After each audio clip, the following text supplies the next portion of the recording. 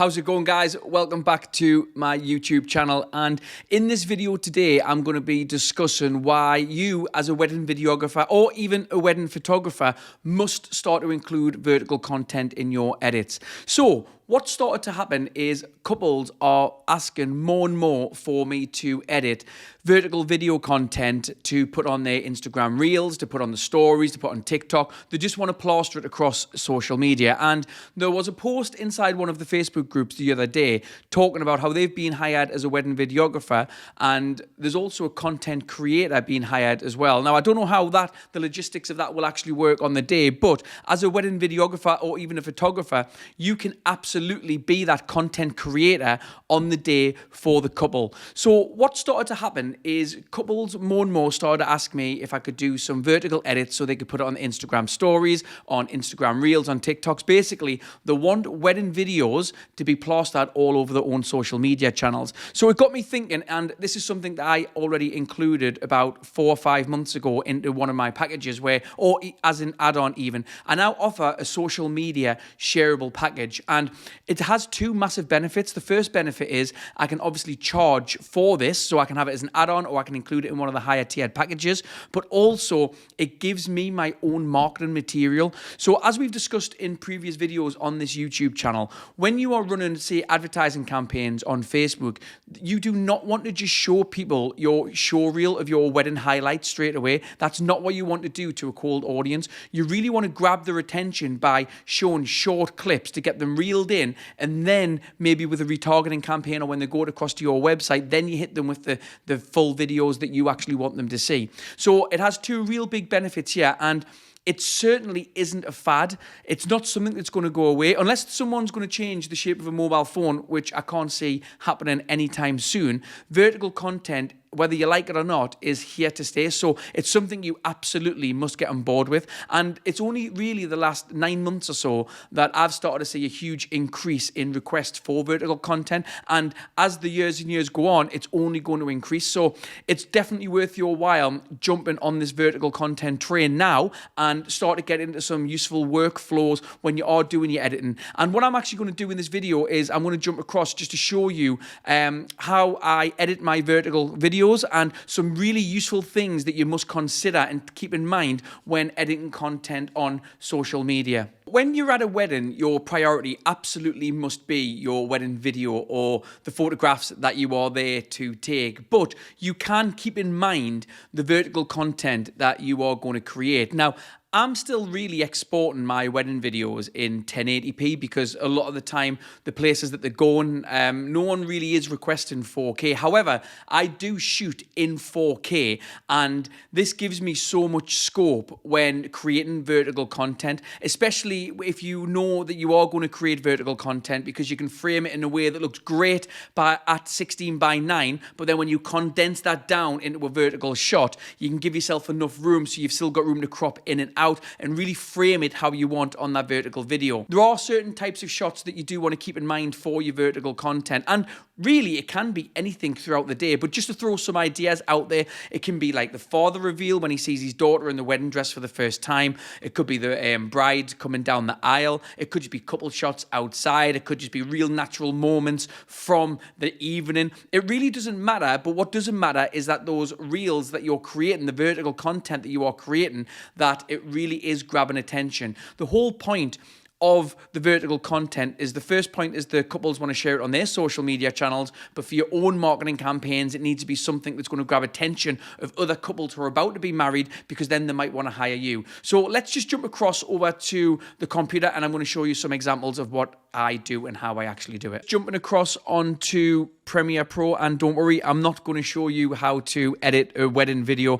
I know as a wedding videographer, you're going to be more than capable of doing this, but what I do want to show you is my workflow going from a 16:9 video into a 9:16 vertical edit that I'll use in the social media shareable package, but also for my own organic and paid advertising campaigns. So you can see this video that I've got on the screen here.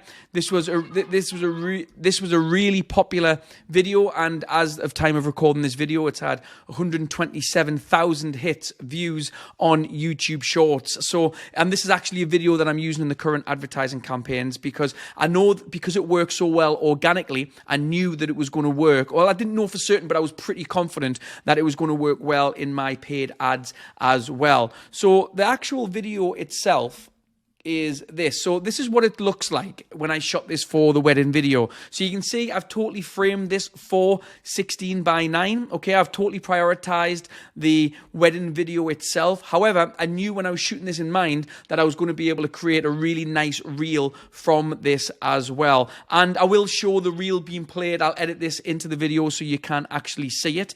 But you can see that this is what the wedding video was like.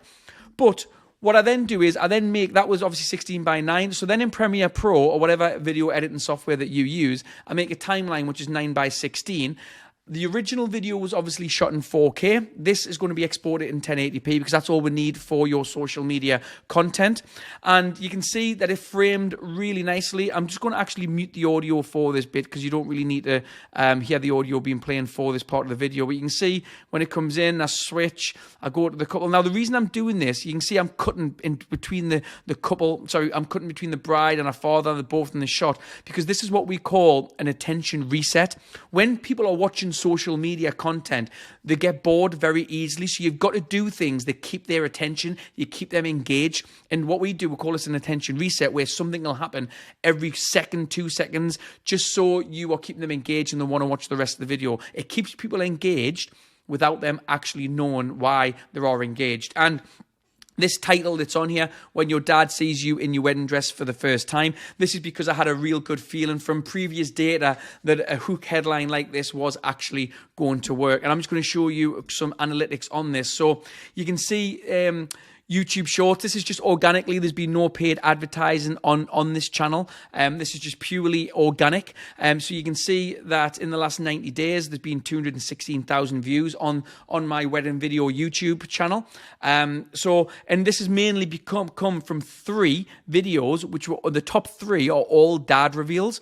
So this is really important data because I already knew, based on this information, that I was going to run the first campaign with the father-dad reveal in the wedding dress because it works so well organically. It must have to work on a paid ads, and it's performing very well. I'm generating a lot of leads, and I'm also converting them. And that particular video that I'm showing you there, that actually had 127.8k views, and there was 187 subscribers come from that. Yes, these may seem a little bit like vanity metrics, and you might be asking, okay, well, from this particular video, how many bookings did I get? I can't actually track that because what will happen from here is people go to the website, they'll then be targeted with my Facebook ads, retargeting. But what it does do, it gets your content out in front of people, but more importantly, it gives you a good indication for if you are going to run ads, what type of your content is going to work. So it doesn't always work like that because you can't always have videos that you upload that'll have 127,000 views. This is a one-off. This is the highest one I've had by a mile. So I'm not saying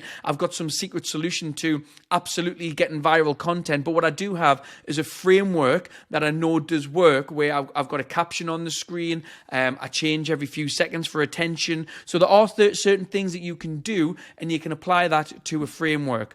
But one thing that is so important is if you are uploading this on social media, you've got to be aware of what the red zone is. And I'm just going to show you what this actually does, because if you have any text inside of that red zone, it means that it's going to clip on most social media channels. And down the right-hand side on TikTok, there's buttons that are there on TikTok even. There's text that comes up from the bottom. Instagram Reels has stuff on the side and the bottom. So we've developed this red zone. We'll call it the red zone, but it's like a safe zone to not put any text in. And you might think, okay, your bubble on the right-hand side of that speech is inside of there. However, I just know from experience that that's absolutely fine. You can see there, I'll just turn the opacity down. You can see there that it's only just in, and I just know from my experience that that's okay. I made this safe zone extra safe for people who didn't have the experience. I know the exact boundaries that I can go in and out of, but so just bear that in mind when doing this. And you want to make sure that that doesn't happen on any of your clips so you can see what's going to be covered. So it's important to have the framing completely right. This bit here is probably a little bit too close, but I knew I would still get the dad's face in there and that would still work. So with your vertical content, please make sure that you are taking this into consideration when you are shooting your when you're doing the edits for your own content, because you can sell this as a social media shareable package, but you can also use this as an add-on or for just if it's a lower package that people have purchased, but also the couples and the brides absolutely love this. If you've got any questions, drop a comment and I'll be more than happy to answer them for you. If you haven't subscribed to the channel, please hit that subscribe button, and if you haven't joined the Get Seen, Get Booked Facebook group for wedding videographers and photographers, make sure you join that group as well, and me and Jamie are always on hand to answer any of your questions.